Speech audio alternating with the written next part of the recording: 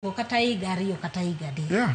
Wabunge wagi nentie kanye pile wasebet kwa wacho kaenia ni kama itime chiko wuon en ga third reading. Yes. Bunge kaking'iyo pile bro yudo ka quorum ne onge.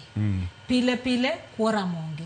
To kose tiek motera tera ni mabedo sign to injo ka koro gichako nyiso kernia ni kero ka ochik makoro dwa claw back gains. To ne gintiere kacha mondo giriegi. Koro sani ok diwachi ni nyocha gionge nikech jakom kata mane ni tuo okwaneno kata mbunge achiel mane ni kode oko except sister ne. Koro ginya wacho ni ne waonge ne washughulika weche mag jakom. Ne gine bunge no. Koro magi gik manyaka magi kama obro neno godo a leader mada wuok mawacho ni wadwaro leader go nikech ngama wuok no nyako bed ngama shughulika e wach mar japiny. Sani king'ie mbui ineno ka ng'ato nyise ni jakom na poko biro nena hospital. Kiani no neno mama wa, kiano neno baba wa, jakom no pore ko biro e liendwa no kang'ino biro. Koro ineno mana gimi neno kwacho gi Meshak ni gik mathiso go. Kata kano kidwa ng'ato sani kineni bro ido ka ng'ato yuok malich nyise ni an no karomo kode. To osiepna mang'ane no romo kode onyisa gima notima ng'o gima notim. Koro en gik manche nie chunye en gik mathiso kabisa. Tapa ni mane gima inyo leaders wa masani. Nikech leaders wa japiny ni en mana important samo manyo kura. Then tienda lo mabe ni go eni miauru kura adhi akony jakom lweny. Moro chono wacho mabe ni onge gimidhi kom jalweny nikech jakom ne ni handshake. Ne ni e serikal. Onge gimidhi konye ne lweny. Kano otieko ne ene broad based. Manyiso ni within broad based kuwacho ni une opposition ne une serikal. Manyiso ni anything ma japiny ne dwaro ne unyalo navigate. Gima ne ni e chuny jakom kabisa ne in devolution. Mani njo kata former president Uhuru Kenyatta no wacho ni kanitie gimonego bedi kata ni remember jakom for in devolution. Kane bede kata ni counties mag ODM manche dominated gi jakom. Sanidi wacho ni e model counties.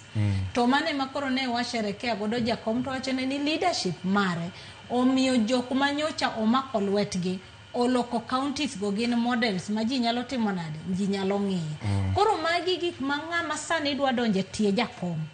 Nyaka ng'ini to legacy mare moweyo en mane. Ang'o ma ka omako to japiny ma kawaida bro neno na dieri jakom to onge. Lakini waneno ka ng'amu biro ni nigi maono machal gi mar jakom.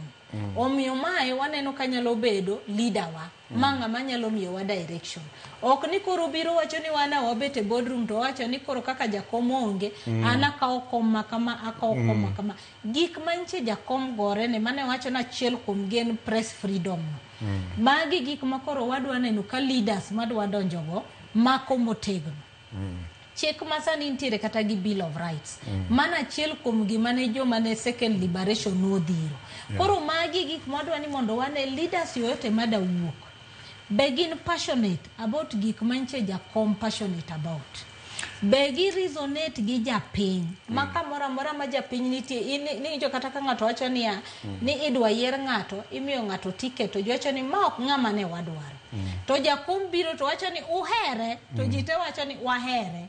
Manyiso ni nitie mbi manche ntiere moko biro godo to ji winje nikech en gi reason ne momiyo ng'ane otimo nade omiyo ticket no. Koro mane mwadoro ni kata ng'ama dwa chung sani kata leaders ma wuok go nyaka gibede ni giwuothe footsteps mar jakom. Then koro japiny biro wacho ni kata ka jakom no wewa to nitiere kaka notimo wanade no pango wa. To this year kata kiwinjo kaka ne jakom wuoyo kata speeches ne mogik ni speech ne mowuoyo Mount Kenya. Mo wacho mabe ni put Kenya first. Yeah. Kapo kiketri ni wuon manyiso ni mane manche kite mar kit luocha. Kanyi chiwinjo ko wuoyo ka ODM kachacha ni winjo gimocho ni 27 bor. Ang'o ma watimo sani? Ang'o momiyo kwaket development mbele ne siasa? Ang'o momiyo wan watieko yiero ni itwachako siasa ma next? Koro magi gik ma kama leaders wadhi bete gidhi gingi ka gidwaro adieri ona jakom mondo gimie befitting send off kaka gidwaro gitima ne soul searching mondo giwachi ni kaka luo land jakom tero koro sewewa to ere kaka wanyalo take the mantle ma piny msima Afrika mzima ng'iyo watu wacho ni magi traits manche jakom nigo.